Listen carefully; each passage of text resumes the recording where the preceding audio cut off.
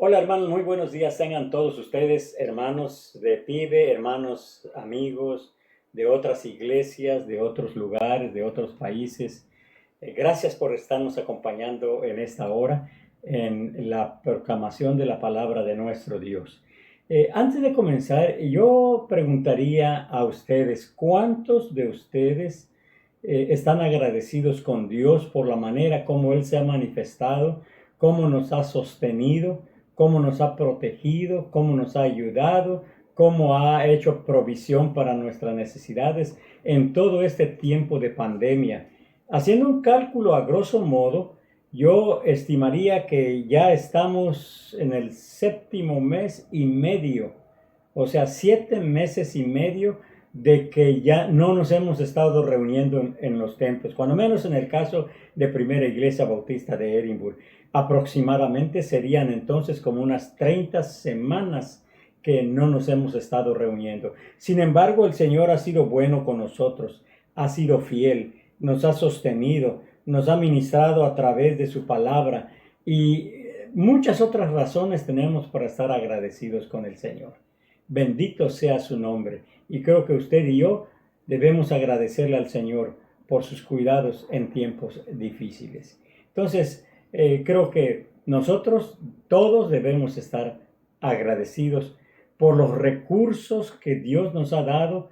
En estos tiempos difíciles nos ha dado, por ejemplo, la cuestión del Zoom, del Facebook Live, de las redes sociales. Bueno, toda la tecnología de la cual hemos echado mano y que nos han sido o nos ha hecho llevadero o más agradable sobrellevar estos tiempos, porque podemos comunicarnos, podemos compartir con ustedes la música, el canto, las oraciones, podemos estar intercambiando nuestras peticiones de oración, inclusive obviamente las clases de escuela dominical o clases de Biblia y los mensajes de la palabra de nuestro Dios. Entonces démosle gracias al Señor. Si ahora que venga el día de acción de gracias tiene algo que agradecerle al Señor, creo que este sería un motivo. Muy bien, pues vamos a comenzar y voy a hacer una oración. Padre amoroso y bueno, en estos momentos, Señor, pedimos tu bendición, tu dirección, tu ayuda, que tu Santo Espíritu habilite nuestras mentes, Señor, y también capacite nuestros corazones para que pueda ser receptivo a las enseñanzas de tu palabra. Es por eso que en estos momentos oramos a ti pidiendo ayuda y bendición para cada uno de mis hermanos y especialmente para tu siervo. En el nombre de Cristo Jesús te lo pedimos. Amén. La verdad sobre estar listos. En Mateo capítulo 25, versículos de 1 al 13, nosotros tenemos un pasaje precioso donde encontramos una parábola que nos advierte sobre la necesidad de estar preparados para cuando el Señor venga. No sabemos el día ni la hora. Dice en Mateo capítulo 25, versículo 1 al 13 lo siguiente: entonces el reino de los cielos será semejante a 10 vírgenes que tomando sus lámparas salieron a recibir al esposo. 5 de ellas eran prudentes y 5 insensatas. Las insensatas, tomando sus lámparas, no tomaron consigo aceite, mas las prudentes tomaron aceite en sus vasijas juntamente con sus lámparas. Y tardándose el esposo, cabecearon todas y se durmieron. Y a la medianoche se oyó el clamor: aquí viene el esposo, salid a recibirla, se oía. Entonces todas aquellas vírgenes se levantaron y arreglaron sus lámparas, y las insensatas dijeron a las prudentes: dadnos de vuestro aceite, porque nuestras lámparas se apagan. Mas las prudentes respondieron diciendo: para que no nos falte a nosotros y a vosotros, id más bien a los que venden y comprad para vosotras mismas. Pero mientras ellas iban a comprar, vino el esposo, y las que estaban preparadas entraron con él a las bodas, y se cerró la puerta. Después vinieron también las otras vírgenes diciendo: Señor, Señor, ábrenos. Mas él, respondiendo, dijo: de cierto os digo que no os conozco. Velad pues, porque no sabéis el día ni la hora en que el Hijo del Hombre ha de venir. La parábola de las 10 vírgenes, mis amados, es una de las mencionadas en nuestro tiempo, ya que esta trata sobre asuntos escatológicos, o sea, asuntos que tienen que ver con el fin. Por ejemplo, tienen que ver con el arrebatamiento de la iglesia, y posteriormente tiene que ver con la segunda venida de nuestro Señor Jesucristo. Esta parábola hace un gran énfasis en que debemos estar preparados para la venida de Cristo, que no nos sorprenda. Debemos estar alertas, debemos ser sobrios, debemos estar como los soldados que están en guardia, vigilantes, no tienen permiso para dormirse y tienen que estar alertas mirando por todos lados para ver el peligro, si hay algún enemigo que se acerca, en el caso de los soldados. Y nosotros, lo suficientemente sabios para ver las señales de los últimos tiempos que el Señor Jesucristo dio. Entonces tenemos que estar alertas. Entonces este tema nos ayudará más a estar siempre preparados para el gran retorno de nuestro Señor Jesucristo. Algunos quieren que el Señor venga, pero ¿cómo les va a encontrar? Ese es el punto importante. Había 3 etapas en una boda judía. En la costumbre judía, para la pareja de novios que querían casarse, habían 3 etapas. La primera se llama la etapa del compromiso, un acuerdo formal hecho por los padres.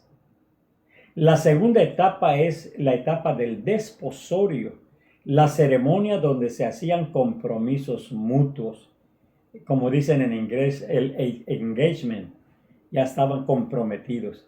Y la tercera etapa era la del matrimonio, aproximadamente un año después, cuando el esposo llegaba en un tiempo inesperado por su novia. No había una fecha, simplemente si ya estaban comprometidos, como decimos coloquialmente, si la novia estaba pedida y dada y ya estaban de mutuo acuerdo los padres, la familia, entonces la novia debía de estar preparada, porque el novio se iba un año y tenía que preparar la casa, tenía que preparar el lugar donde iba a meter a la novia, o sea, a su esposa. Pero cuando él terminaba de prepararlo, entonces él venía súbitamente y la novia debía estar lista para estar ya para irse con su esposo. Entonces vemos, por ejemplo, en Mateo capítulo 25 de 1 al 5 dice: entonces el reino de los cielos es semejante a las 10 vírgenes. El pasaje que hemos leído, como 5 eran inteligentes, 5 eran precavidas y 5 eran necias. Las precavidas prepararon su lámpara y prepararon también aceite adicional por si se tardaba el esposo. Podían ellos rellenar la lámpara con combustible para que pudiese estar prendida. Y las otras no.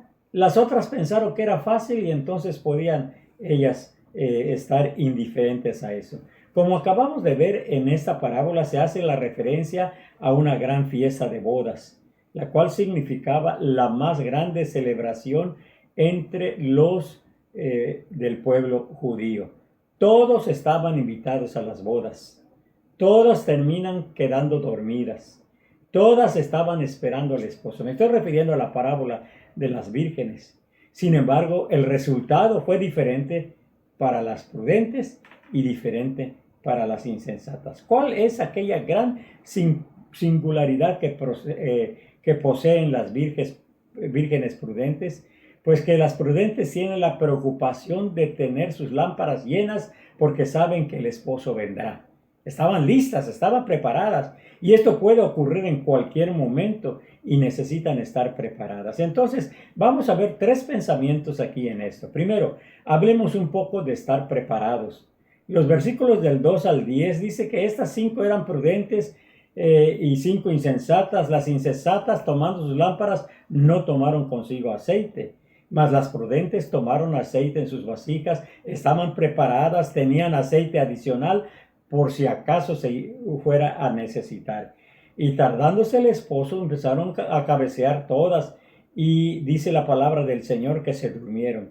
A la medianoche, a lo mejor usted duerme a la medianoche, hoy no es tan problemático, porque tenemos luz, porque tenemos la computadora, porque tenemos la televisión, porque tenemos el internet, podemos estar ocupados, pero en aquel tiempo, yo no sé si usted es de los que ya tienen varias décadas de edad, que vivieron en algún pueblo o vivieron en alguna ciudad cuando la transmisión de la televisión no era las 24 horas, no era 24/7, sino era una programa. A mí me tocó de niño una programación de 5 de la tarde a 11 de la noche y ahí se cortaba y todos a dormir. Pero a la medianoche todos ya debían estar dormidas, y en este caso de las vírgenes es lo que sucedió. A la medianoche, dice la palabra del Señor, entonces se oyó un clamor: aquí viene el esposo, salid a recibirle. Entonces las que se levantaron arreglaron sus lámparas, que son las prudentes, pero las insensatas dijeron a las prudentes: denos un poco de su aceite, no tenemos aceite. Y obviamente las prudentes le dijeron: vayan ustedes y compren su propio aceite. Aparentemente es una procesión o es una actividad, era una dinámica que servía para que se pudieran alumbrar con las lámparas. Probablemente eran como algo así como antorchas, ¿no? Las lámparas que conocemos ahora, que son ya más sofisticadas. Entonces, sus antorchas consistían de un bastón que agarraban con la mano, como una tea ardiendo, con un plato arriba en el cual había una pieza de tela o cuerda teñida con aceite o brea para que pudiese durar el fuego como una antorcha. Pero había aceites en sus vasijas. Las vírgenes prudentes tenían suministro extra de aceite, porque el aceite era lo que servía como combustible. Anteriormente hemos dicho sobre lo importante que era para los judíos la celebración de una boda. Y entonces ahora es característico que para cuando una persona algo tiene de valor, o cuando para una persona le da valor a las cosas, entonces se prepara, especialmente si si es inminente un gran acontecimiento en la vida de las personas o de las familias. Partiendo de este punto de vista, tiene mucho sentido el leer el pasaje donde nos habla de las 10 vírgenes que estaban preparadas y las otras que no estaban preparadas para participar del cortejo de bodas. La señal era que el esposo con su llegada comenzaba la festividad. En Mateo capítulo 24, versículo 44 nos dice: por tanto, también vosotros estad preparados, porque el Hijo del Hombre vendrá a la hora que no pensáis. La preparación, mis amados hermanos, no es únicamente en cuanto al conocimiento cognitivo de saber si el Señor viene, Maranata, sino la preparación para estar listos en una actitud espiritual, en una actitud de espera, en una actitud de servicio, porque la palabra del Señor dice: bienaventurado aquel siervo que cuando su Señor viniere le encontrare o le hallare haciendo así. Eso es estar preparado, no solamente conociendo que Jesús viene, no solamente recordar los pasajes que nos dicen acerca de las señales de los últimos tiempos. Eso es bueno, eso es importante tenerlo presente, pero debemos prepararnos para el encuentro con el esposo. La novia ataviada, como dice, que es la iglesia, lista para recibir al novio o a recibir al esposo. Por eso en 1 Tesalonicenses 5:6 dice: por tanto, no durmamos como los demás, sino velemos y seamos sobrios. Debemos armarnos de todo aquello que necesitamos para estar listos y no ser sorprendidos en la venida de Cristo. Como alguien dijo en alguna ocasión, en forma figurada, debemos tener nuestras maletas listas. Como cuando usted va a salir de viaje, ya tiene las maletas listas, solamente esperando el momento de la partida, pero ya todo está preparado y ya estamos listos para partir. Entonces, el primer punto que nosotros veíamos, o la primera idea es: hablemos de estar preparados. La segunda idea o el segundo pensamiento es hablar sobre el retraso de Cristo. El verso 5 nos habla de una parte esencial de la parábola que dice que al tardarse el esposo, las vírgenes se durmieron. Este Evangelio de Mateo lo escribe medio siglo después de la resurrección de Jesucristo. Y lo que pasa aquí es que está teniendo una lucha constante con el retraso de la venida. Era lo que muchos creyentes estaban batallando. Y es importante saber que en estas parábolas, Mateo, el evangelista o el apóstol, está alentando a la iglesia a que se mantenga en un estado de alerta, incluso si están cansados de esperar, porque Dios no retarda su promesa. El apóstol Pablo, al parecer, también sostuvo esta misma lucha con aquellos quienes cuestionaban el retorno de Cristo, y por eso él, para poder disipar las dudas, el apóstol Pedro escribe en su segunda carta 3:9, dice: el Señor no retarda su promesa, según algunos tienen por tardanza, sino que es paciente para con nosotros, no queriendo que nadie perezca, sino que todos procedan al arrepentimiento. La tardanza del Señor no es porque Él se ha olvidado, no porque es indiferente y no está poniendo cuidado. Él prometió y Él va a venir. Creo que Pedro nos da una clave para entender por qué el Señor está prolongando su paciencia y su venida. Es que nadie, no quiere que nadie se pierda, sino que todos procedan al arrepentimiento. Aquí nos damos cuenta que el Señor verdaderamente ha prometido regresar y que su promesa no ha sido retardada. No, Él no ha dicho voy un viernes del siguiente año o voy tal fecha o tal mes. Él solamente nos ha dicho que vendrá. Y ese día no lo sabemos, pero debemos vivir nuestras vidas como creyentes como si fuera el último día, porque en la noche vendrá el Señor por nosotros, o también hacer planes para 5, 10 años, como si el Señor no viniera en ese tiempo, pero estar listos. Esa es la palabra clave aquí, es estar listos. Es una lucha no solamente que sostuvieron Mateo y Pedro, sino también todos los cristianos. Y los evangélicos han quedado esperando a Cristo, y algunos yo creo que están pensando el Señor está retardando su venida. Y viendo las circunstancias que estamos viviendo en el mundo, viendo cómo la maldad está aumentando, viendo la inmoralidad, viendo la situación de la perversidad, la maldad que ha aumentado, viendo cómo las restricciones a los creyentes, a las iglesias, cada día se hacen más evidentes, y viendo cómo a veces ya no puede uno predicar la palabra de Dios porque hay personas que se sienten ofendidas, aunque es la palabra de Dios, no es palabra que sale de nosotros.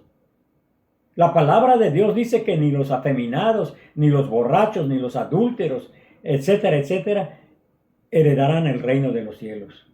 Si alguien no está contento con esto, entonces reclámele a Dios, porque es palabra de Dios. Nosotros solamente estamos leyendo y estamos recordando y lo estamos usando para nuestra edificación y para recordar que debemos estar preparados. Entonces, la iglesia de Cristo, la buena noticia es que Cristo viene y no sabemos el día, no sabemos la hora, y por último debemos seguir preparándonos. El tercer pensamiento que yo veo en esto es los simbolismos de los elementos utilizados en esta parábola. Es importante entender que es una parábola y que la misma incluye un gran número de elementos que arrojan luz, porque hablan en un lenguaje alegórico, pero arroja luz sobre la realidad que el Señor quiere que usted y yo entendamos. Los estudiosos sobre el tema generalmente reconocen lo siguiente: en este lenguaje de este pasaje de Mateo 25, el esposo es Cristo. Ver al esposo como el mismo Jesús parece justificado a la luz de lo que dice Mateo capítulo 9, versículo 15, cuando leemos: Jesús les dijo: ¿acaso pueden los que están de bodas tener luto, entre tanto que el esposo está con ellos? Pero vendrán días cuando el esposo les será quitado, y entonces ayunarán. Las vírgenes son la iglesia, representan a la iglesia que está esperando el regreso inminente de nuestro Señor Jesucristo. Las fiestas de bodas representando el banquete de las bodas del Cordero que está en Apocalipsis capítulo 19, versículo 9, que dice, y el ángel me dijo, escribe, bienaventurados los llamados a la cena de las bodas del Cordero. Y me dijo, estas palabras son verdaderas de Dios. La llegada del esposo a la medianoche es el regreso de Cristo por su iglesia y se va a cerrar la oportunidad. Porque entonces, cuando el Señor venga por los suyos, se los va a llevar, nos va a llevar a todos. Entonces, el esposo es Jesucristo. Las vírgenes están representando a la iglesia.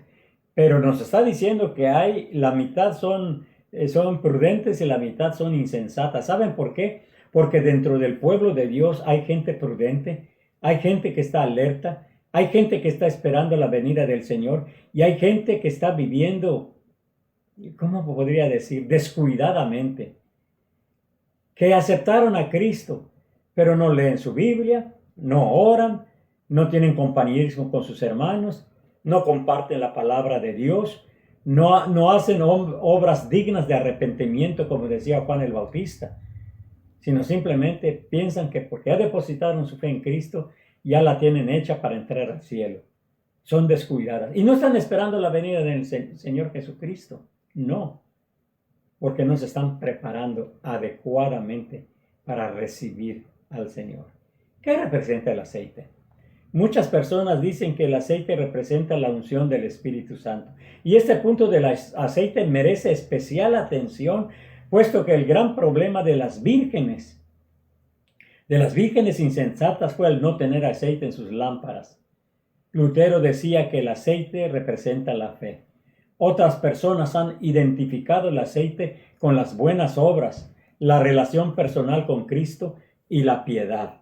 Tenemos que irnos al contexto de la parábola, que en este caso es estar preparados. ¿Qué significa esto? Hace que esta gran familiaridad con este sermón, o sea, el sermón del monte, como lo menciona también Mateo capítulo 5, versículo...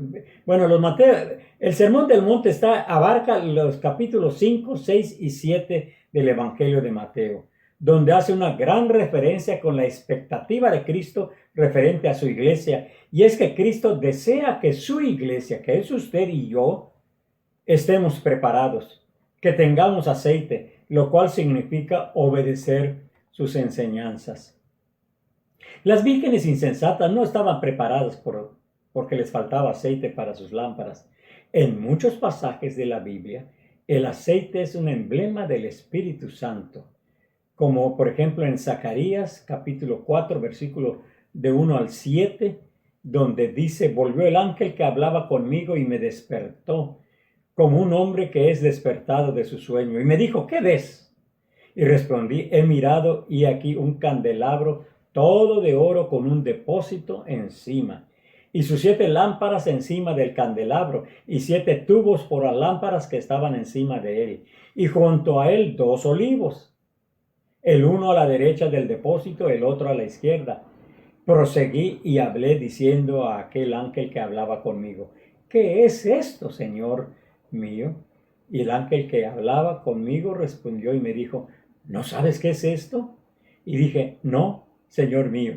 Entonces respondió y me habló diciendo, esta es palabra de Jehová a Zorobabel, que dice, no con ejército, ni con fuerza, sino con mi espíritu, ha dicho Jehová de los ejércitos.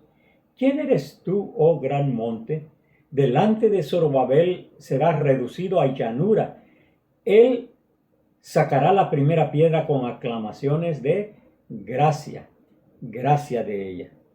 Sin el aceite, las fiestas judías no tendrían mucho significado y trascendencia. No estarían preparados para recibir al esposo.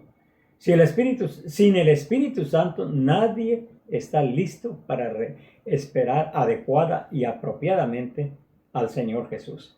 Aceite de olivo es una buena representación entonces del Espíritu Santo por muchas razones. ¿Por qué? ¿Cuál es la función del aceite?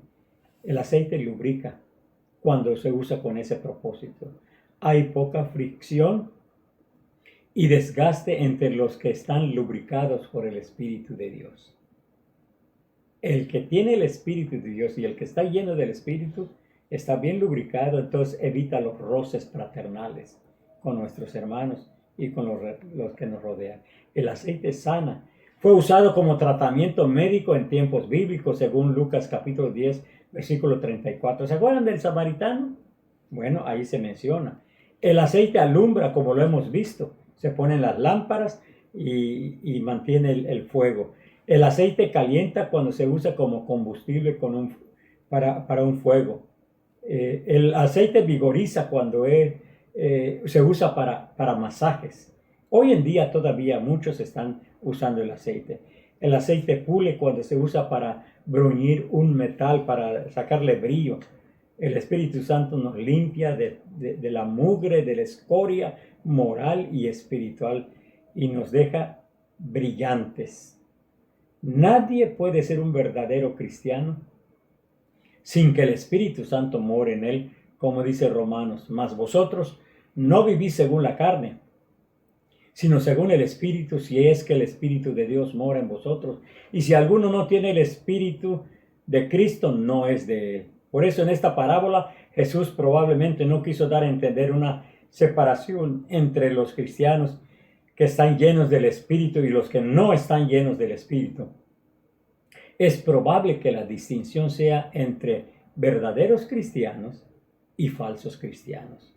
Una clave de ser un cristiano preparado para estar constantemente en espera de ser llenados por el Espíritu Santo es lo que dice Pablo a Efesios capítulo 5, versículo 18. No os embriaguéis con vino, en lo cual hay disolución, antes bien sed llenos del Espíritu. Mucha de la debilidad, muchas de las derrotas, mucho del letargo en nuestras vidas espirituales puede ser explicada si no estamos siendo constantemente siendo llenos o estando llenos del Espíritu Santo. En conclusión, ¿qué conclusión podríamos sacar de todo esto? Esta parábola es de gran importancia para la Iglesia de Jesucristo, puesto que a través de la misma podemos entender que debemos estar preparados para el día de Cristo, cuando Cristo retorne a buscarnos como Él lo prometió. También debemos entender la importancia que representa aquel día y tomarlo con la seriedad y la trascendencia, la importancia. Y por último hemos aprendido el castigo que representa al ser descuidados en asuntos de estar preparados, esperando la venida del Señor. Querido hermano, este será un día muy importante, un día glorioso. No hay otra cosa más importante que los asuntos de Dios. Debemos estar preparados, debemos tomar aliento, porque Cristo nos ha prometido que vendrá y aquella promesa no se retarda. Como dice 25:13 de Mateo, velad pues, porque no sabéis el día ni la hora en que el Hijo del Hombre ha de venir. Debemos estar preparados, debemos estar listos. Debemos ser llenos del Espíritu Santo. Debemos tener comunión con Dios. Debemos estar obedeciendo sus mandamientos. Debemos estar proclamando su palabra. Debemos estar haciendo obras dignas de arrepentimiento. El Señor Jesús dijo, por sus frutos los conoceréis. La pregunta es, ¿está usted listo? Espero que sí. Si no, ese es el momento para pedir sabiduría y dirección de Dios, porque no sabemos si esta noche el Señor viene por su iglesia. Oremos. Padre amoroso y bueno, te damos gracias, porque en estos momentos, Señor, hemos meditado en tu palabra. Pero también, Padre Celestial, no solamente te damos gracias por tu palabra, pero en este momento queremos hacer una oración especial también por nuestra nación, por nuestro país, por los Estados Unidos de América. En unos días más, en unas cuantas horas, serán las elecciones para, Señor, elegir al presidente. Y ya sea que el actual pueda tomar otros 4 años o un nuevo presidente llegue a la Casa Blanca. Ponemos este asunto en tus manos, Señor. Que tú obres en la mente y los corazones de cada uno de tus hijos, de tu pueblo, de cada ciudadano, de cada persona que va a ir a votar. Algunos ya lo han hecho, pero Señor, que tú pongas en la mente y el corazón de cada uno quién es el que tú has escogido para estar en la Casa Blanca. Solamente tú lo sabes. Y tú sabes, Señor, quién es el que puede estar acorde a lo que tú nos enseñas y a lo que tú nos mandas para vivir no solamente en una manera santa, en una manera apropiada, viviendo en paz como nación. Oramos por las elecciones. Permite que sean hechas con honestidad, pero también que sean hechas con paz. Que no haya violencia. Calma, Señor, las emociones de la gente que se apasionan y permite que estas elecciones puedan realizarse en completa paz, recordando que no hay nadie que pise la Casa Blanca o algún trono en alguna otra parte que tú no quieras y que tú no pongas. Por eso confiamos en ti y pedimos tu bendición. En Cristo Jesús te lo pedimos. Amén.